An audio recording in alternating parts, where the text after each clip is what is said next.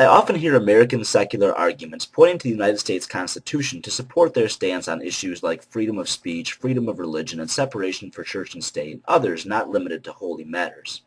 Some are just so quick to point to what the country's founding fathers had in mind as a means of informing the nation's current actions, both in regard to how its citizens are governed and how it treats the rest of the world. I consider these weaknesses in their arguments, and I'd like to explain why. An appeal to the Constitution is easy for a secular humanist because the Constitution favors that position. It's easy to point to the First Amendment as an argument for why religion should not be injected into state-funded programs, then fold our arms and say we're done without getting our hands dirty. It's easy to say that most of the Founding Fathers were deists, skeptics, or non-believers who didn't want this country to morph into a divisive theocracy, and therefore anything that would move the nation into that direction should be dismissed out of hand as unacceptable.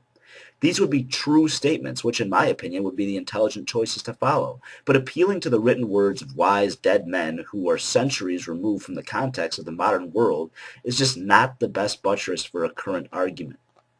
Every flip of a calendar that has moved us farther from our founding fathers has allowed them to become less like mortal men and more like immortalized legends of freedom and patriotism for their early contributions to our current success.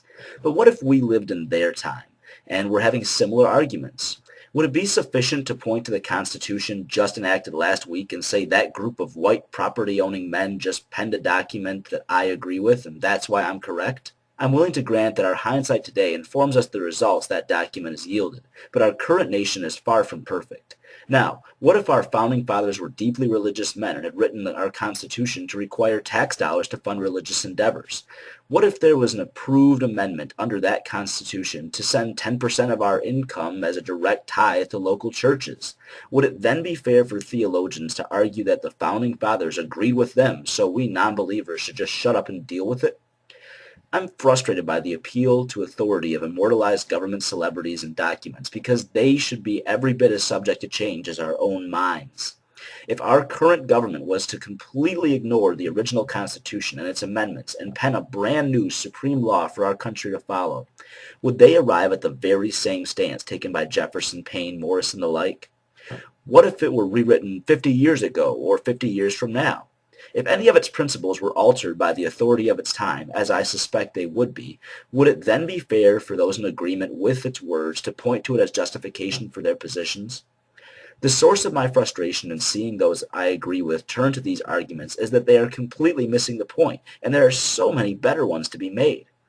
It's not about what the law is. It's about whether the lawmakers got it right, and if they did, why were they right? It's insufficient to point to the Constitution and say that we have freedom of religion, so you can't persecute me for my religious beliefs or lack thereof.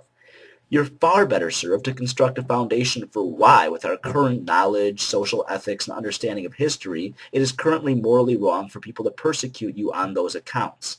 Get to the root of your point and provide it with the modern context that it deserves.